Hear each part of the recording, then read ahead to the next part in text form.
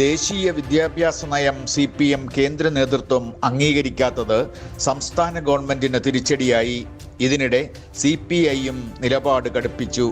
ഏത് CPI എന്ന് MV Govindan ചോദിച്ചാൽ ഏത് CPM എന്നാണ് മറുപടിയെന്ന് CPI സംസ്ഥാന സെക്രട്ടറി ബിനോയ് വിശ്വം കടുത്ത ഭാഷയിൽ ആഞ്ഞടിച്ചു. കേരളം നിക്ഷേപ സൗഹൃദ സംസ്ഥാനമാകാൻ കാരണം LDFന്റെ തുടർഭരണമാണെന്ന് മുഖ്യമന്ത്രി പിണറായി വിജയൻ കോഴിക്കോട് പറഞ്ഞു.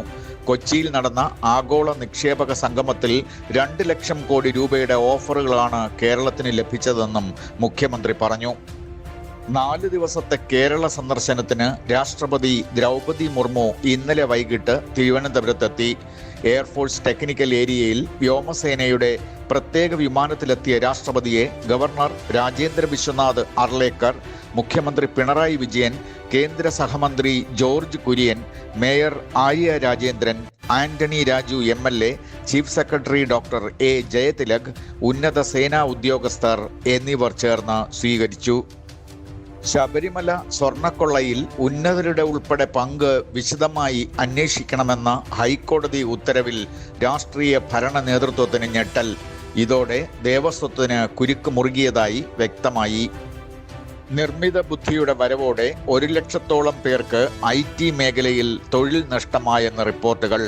മുൻനിര IT കമ്പനി ടാറ്റ കൺസൾട്ടൻസി മാത്രം 38,255 പേരെ പിരിച്ചുവിട്ടുവെന്ന് അഖിലേന്ത്യാ IT എംപ്ലോയീസ് യൂണിയൻ വെളിപ്പെടുത്തി.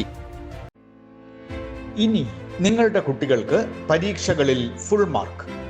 അവർ ഇനി ഒരു ക്വിസ് ഗെയിം പോലെ പരീക്ഷകളെ ഇഷ്ടപ്പെടും.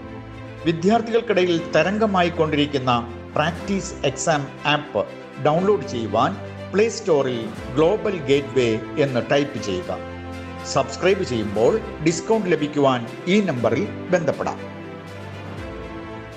കുടിശ്ശിക 158 കോടി രൂപയിലെത്തിയതിനെ തുടർന്ന് ഉപകരണങ്ങൾ തിരിച്ചെടുക്കാൻ വിതരണക്കാർ നിയോഗിച്ച ഉദ്യോഗസ്ഥർ മെഡിക്കൽ കോളേജുകളിലെത്തി. കോഴിക്കോട്, തിരുവനന്തപുരം, കോട്ടയം, പരിയാരം, എറണാകുളം മെഡിക്കൽ കോളേജുകളിലാണ് കുടിശ്ശികയുള്ളത്. കനത്ത മഴ മുന്നറിയിപ്പിനെ അവഗണിച്ച് ഇന്നു മുതൽ സംസ്ഥാന സ്കൂൾ ഒളിമ്പിക്സ് 10 കളിക്കളങ്ങളിൽ സജീവമാകും. വെള്ളായണി കാർഷിക കോളേജ് ഗ്രൗണ്ടിൽ ഇൻക്ലൂസീവ് ഹാൻഡ്ബോളും, വട്ടിയൂർക്കാവ് ഷൂട്ടിംഗ് റേഞ്ചിൽ ഷൂട്ടിംഗ് മത്സരങ്ങളും, പിരപ്പൻകോട് അക്വാട്ടിക് കോംപ്ലക്സിൽ നീന്തലും സംസ്ഥാന സ്കൂൾ ഗെയിംസിന്റെ പ്രത്യേകതകളാകും. അടുത്ത വർഷത്തെ എഞ്ചിനീയറിംഗ്, ഫാർമസി, കീം പരീക്ഷകൾ 2026 ഏപ്രിൽ 15 മുതൽ 21 വരെയുള്ള ദിവസങ്ങളിൽ നടത്തും. ഉച്ചയ്ക്ക് 2 മണി മുതൽ വൈകിട്ട് 5 വരെയാണ് പരീക്ഷകൾ നടത്തുക. നവി മുംബൈയിലെ ഫ്ളാറ്റിലുണ്ടായ തീപിടുത്തത്തിൽ തിരുവനന്തപുരം ചിറയിൻകീഴ് സ്വദേശികളായ ദമ്പതിമാരും 6 വയസ്സുള്ള മകളും മരിച്ചു.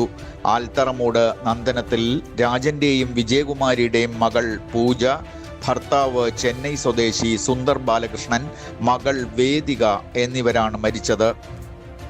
മന്ത്രി ഗണേഷ് കുമാറിന്റെ നിർദ്ദേശമനുസരിച്ച് പിടിച്ചെടുത്ത എയർ ഹോണുകൾ നശിപ്പിച്ച റോഡ് റോളറിന് മോട്ടോർ വാഹന വകുപ്പ് പിഴയിട്ടു.